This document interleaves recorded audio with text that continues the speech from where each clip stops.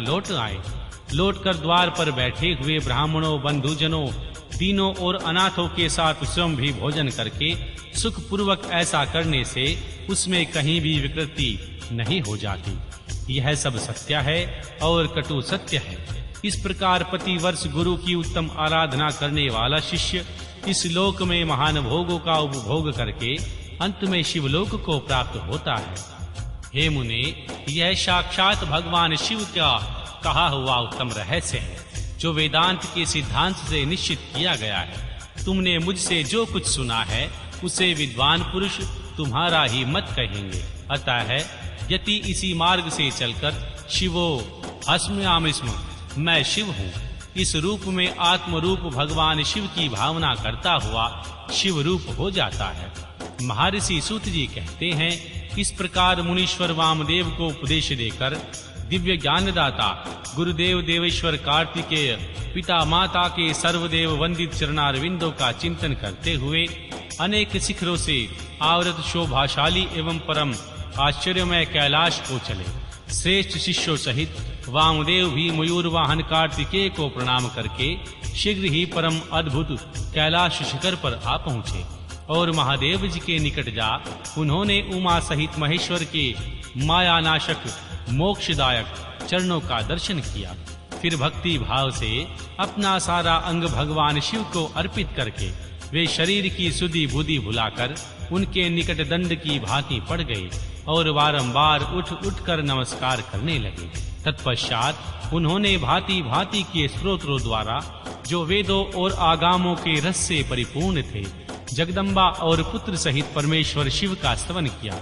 इसके बाद देवी पार्वती और महादेव जी के चरणारविंदों को अपने मस्तक पर रखकर उनका पूर्ण अनुग्रह प्राप्त करके वे वहीं सुखपूर्वक रहने लगे।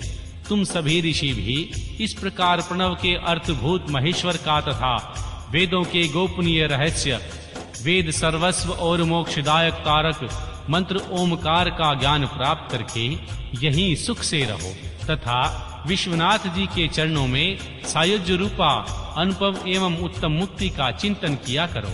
अब मैं गुरुदेव की सेवा के लिए बद्रिकाश्रम तीर्थ को जाऊंगा। फिर तुम्हें मेरे साथ संभाषण का एवं सत्संग का अवसर प्राप्त होगा। ओम नमः शिवाय।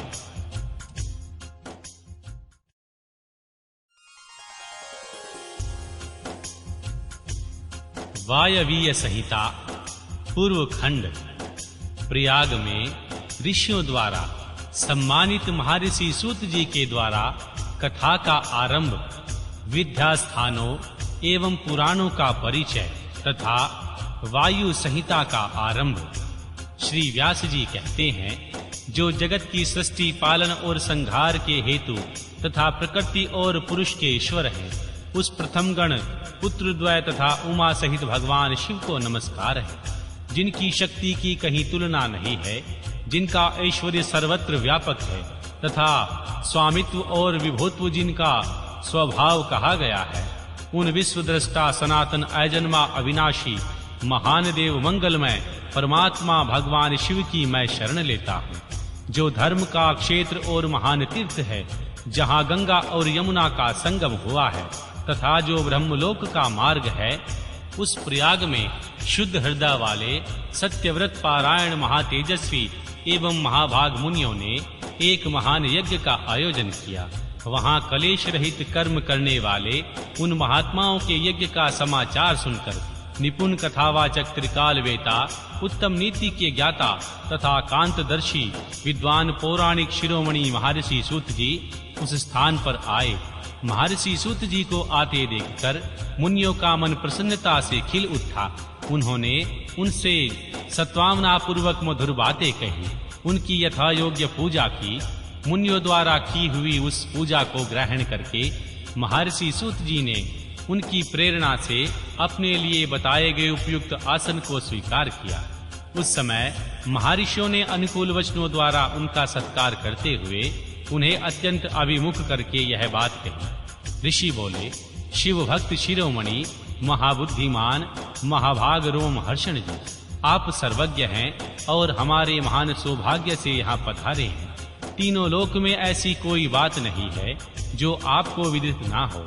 आप भाग्यवश हमें दर्शन देने के लिए स्वयं यहाँ आए हैं, अतः अब हमारा कोई कल्याण किए बिना आपको यहाँ से व्यर्थ नहीं जाना चाहिए। इसलिए आप हमें शीघ्र वह पवित्र पुराण सुनाएं जो अत्यंत श्रवणीय, उत्तम कथा और ज्ञान से युक्त तथा वेदांत के सारस्व से संपन्न हो। वेदवादी मुनियों ने इस प्रकार प्रार्थना की। तब सूत जी ने मधुर, न्याय युक्त एवं शुभ वचनों में उन्हें इस प्रकार उत्तर दिया। महर्षि सूत जी ने कहा, महर्षियों, आपने मेरा सत्कार किया और मुझ पर कृपा की है। ऐसी दशा में आपसे प्रेरित होकर मैं आपके समक्ष महर्षियों द्वारा सम्मानित पुराण का भली भांति प्रवचन क्यों नहीं करूंगा। अब मैं श्री महादेव जी, देवी पार्वती, कुमार स्कंद श्री गणेश जी, नंदी तथा सत्यवती कुमार साक्षात भगवान व्यास को प्रणाम करके उन परम पवित्र वेद तुल्य पुराण की कथा कहूंगा, जो शिव तत्व के ज्ञान का सागर और भोग एवं मोक्ष फल देने वाला है, साक्षात साधन है। विद्या के संपूर्ण स्थानों, पुराणों की संख्या का और उनकी उत्पत्ति का विवरण दे रहा हूँ। आप लोग मुझसे इस विषय को ध्यान पूर्वक सुने। 6 वेदांग, 4 वेद, मीमांसा, वितरास, न्याय शास्त्र, पुराण और धर्मशास्त्र, ये 14 विद्याएं हैं। इनके साथ यजुर्वेद, धनुर्वेद, गंधर्व वेद और उत्तम अस्त्र शास्त्र को भी गिन लिया जाए तो ये विद्याएं 18 हो जाती हैं। इन 18 विद्याओं में एक मार्ग से दूसरे भिन्न है। इन सब के निर्माता त्रिकालदर्शी विद्वान साक्षात भगवान शूलपाणी शिव जी है, ऐसा श्रुति का कथन है। संपूर्ण जगत के स्वामी उन भगवान शिव को समस्त संसार की सृष्टि करने की इच्छा हुई। तब उन्होंने सबसे पहले अपने सनातन पुत्र साक्षात श्री ब्रह्मा जी को उत्पन्न किया और अपने उन प्रथम पुत्र विश्वयोनि श्री ब्रह्मा को परमेश्वर शिव ने जगत की सृष्टि का ज्ञान प्राप्त करने के लिए पहले ये सब विद्याएं दी। उसके बाद उन्होंने पालन करने के लिए भगवान श्री हरि को नियुक्त किया। उन्हें जगत की रक्षा के लिए शक्ति प्रदान की। वे भगवान विष्णु श्री ब्रह्मा जी के भी पालक हैं। ब्रह्मा जी विद्या प्राप्त करके जब प्रजा की सृष्टि के विस्तार कार्य में लगे, तब उन्होंने संपूर्ण शास्त्रों में पहले पुराण को स्मरण किया और उन्हीं को वे प्रकाश में लाए। पुराणों के प्रकट होने के अनंतर उनके 4 मुखों से चारों वेदों का प्रादुर्भाव हुआ। फिर उन्हीं के मुख से संपूर्ण शास्त्रों की आवृत्ति हुई। द्वापर में भगवान श्री हरि सत्यवती के गर्भ से उसी तरह प्रकट हुए जैसे अरणि से आग प्रकट होती है। उस समय उनका नाम श्री कृष्ण द्वैपायन हुआ। मुनीश्वर श्री कृष्ण द्वैपायन ने वेदों को संक्षिप्त करके उन्हें 4 भागों में विभक्त किया। इस प्रकार 4 भागों में वेदों का न्यास करने से लोक में वेद व्यास के नाम से विख्यात हुए।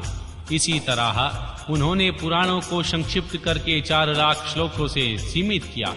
आज भी देवलोक में पुराणों का जो 100 कोटि श्लोकों में विस्तार है, जो द्विज 6 अंगों और उपनिषदों सहित 4 वेदों को जानना चाहते हैं किंतु पुराण को नहीं जानता, वह श्रेष्ठ विद्वान नहीं हो सकता।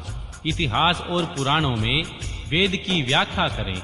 जिनका ज्ञान बहुत कम है, अर्थात जो पौराणिक ज्ञान से शून्य है, ऐसे पुरुष से वेद यह सोचकर डरता है कि यह मुझ पर प्रहार कर बैठेगा। सर्ग पति सर्ग, वंश, मन्वंतर और वांशानुचरित, ये पुराण के 5 लक्षण हैं। छोटे और बड़े के भेद से 18 पुराण बताए गए हैं। ब्रह्म पुराण, श्री विष्णु पुराण, श्री भागवत पुराण, श्री नारद पुराण, श्री अग्नि पुराण, श्री लिंग पुराण, श्री स्कंद पुराण, श्री कर्म पुराण, श्री गरुड़ पुराण, श्री पद्म पुराण, श्री शिव पुराण, श्री भविष्य पुराण, श्री मार्कंडेय पुराण, श्री ब्रह्मवैवर्त पुराण, वाराह पुराण, श्री वामन पुराण, मत्स्य पुराण और श्री ब्रह्मा पुराण। यह पुराणों का पवित्र क्रम है। इसमें शिव पुराण चौथा है, जो भगवान शिव से संबंध रखता है और सब मनोरथों का साधक है। इस ग्रंथ की श्लोक संख्या 1 लाख है और यह 12,000 संहिताओं में विभक्त है। इसका निर्माण साक्षात भगवान शिव ने ही किया है। तथा इसमें धर्म प्रतिष्ठित है। वेद व्यास जी